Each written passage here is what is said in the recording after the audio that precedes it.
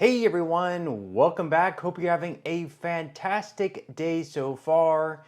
So today marks the start of April, which means that we have big changes coming to Social Security, which is going to impact all beneficiaries of Social Security, whether you're a retiree, whether you receive SSI benefits, or whether you receive SSDI benefits.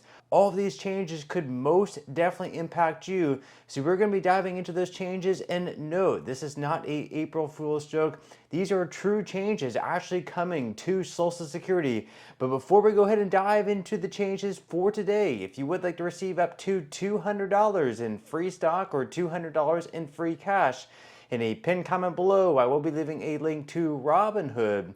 All you have to do is once you click on that link is just sign up for a free account and then simply link your bank account. You do not even have to make an opening deposit. At that point in time, Robinhood will be sending you one free stock worth all the way up to $200. And if you'd really just have the cash, all you have to do is once you receive the free stock is just sell it for what it's worth and then transfer the cash value right back to your bank account. Okay, so diving right into it for today. Once again, today marks the start of April. This is not an April Fool's joke. We have big changes coming to Social Security starting this month, which could impact millions of beneficiaries of Social Security. So without further ado, let's go ahead and dive into the first change. This is brought to you by the Motley Fool. So they say that larger checks are coming for millions of seniors affected by the Social Security Fairness Act.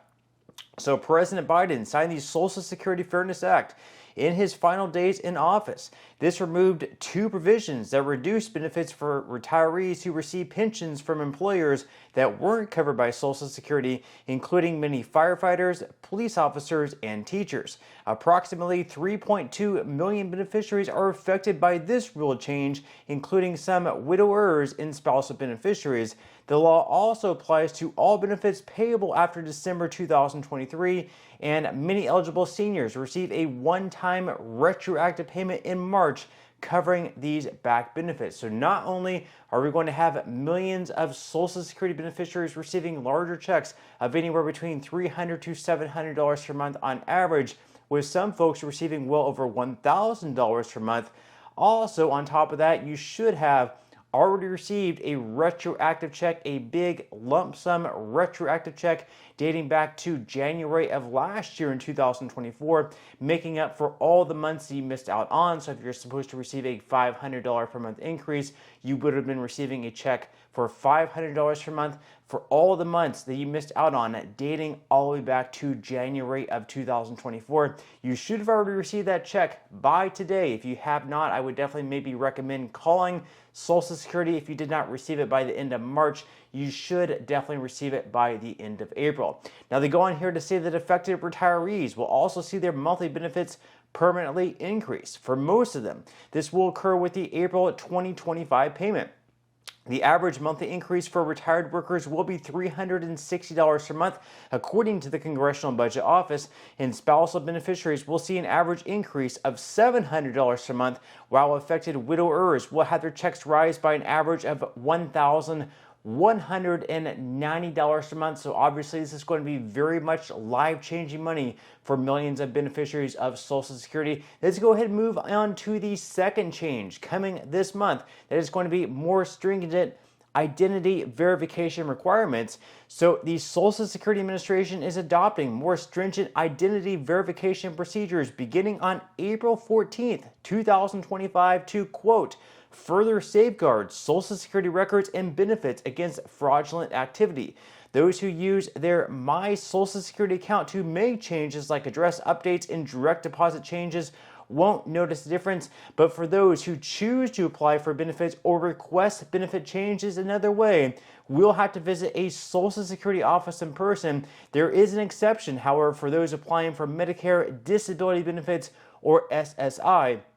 Now, under the new rules, you will be able to begin your Social Security application over the phone if you'd like, but you will not be able to complete this application until you visit a Social Security office where you must present your identification for an official to verify. So basically, you can do everything online or in a field office, you can no longer do everything over the phone. Some things you can still do over the phone, but things like applying for benefits, like changing your direct deposit method, this is something that you have to do online. You can now no longer do that over the phone. That is because they're saying it's addressing fraud. I guess in the past they've had issues with people calling in, changing the bank account information of another account user, and fraudulently stealing someone else's benefits. Now, the third change starting this month is an expedited direct deposit change. So changing the bank account the Social Security Administration deposit your checks into used to take up to 30 days. Going forward, though, it will just take 1 business day.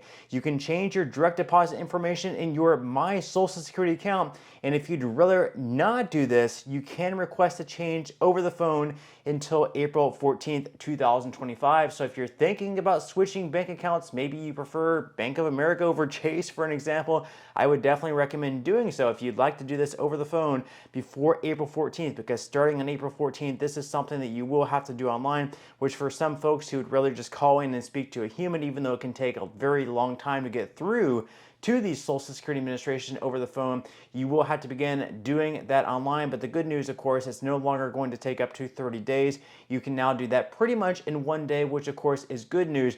Now, the final change starting this month is a return to a 100% overpayment recovery rate. So sometimes the Social Security Administration makes a mistake and overpays beneficiaries. When this happens, it's entitled to collect the extra money back from future checks.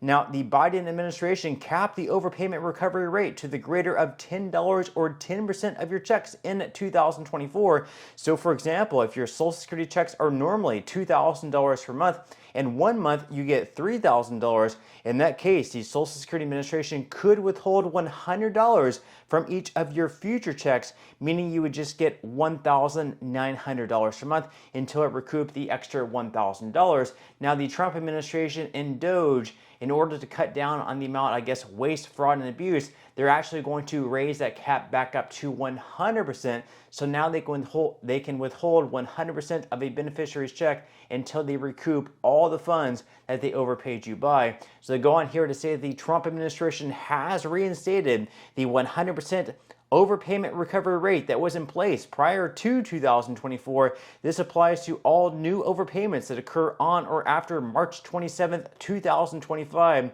And overpayments that occurred prior to this will still have the 10% recovery rate cap. SSI will also continue to have a 10% overpayment recovery rate. This change means that you may not get any money from Social Security for a while if you were overpaid, and this can be difficult for retirees, some of whom may have already spent the extra money because they didn't realize an error had occurred. So if you do receive a letter in the mail from here on out from the Social Security Administration stating that they overpaid you a certain amount, they can withhold up to 100% of your benefits until they're able to recoup whatever they overpaid you by, unless of course you are able to pay them back within a certain time frame. Or if you receive SSI benefits, in that case, as they mentioned there, they can only withhold 10% of your check. Now, if they do send you a letter, you can always call in and request that they only withhold, let's say, 10% instead of 100%. It is something that they can keep in mind, so I would definitely recommend doing that. Obviously, if you're completely reliant on Social Security benefits, and that is a good chunk of your income and how you pay your bills and stuff like that,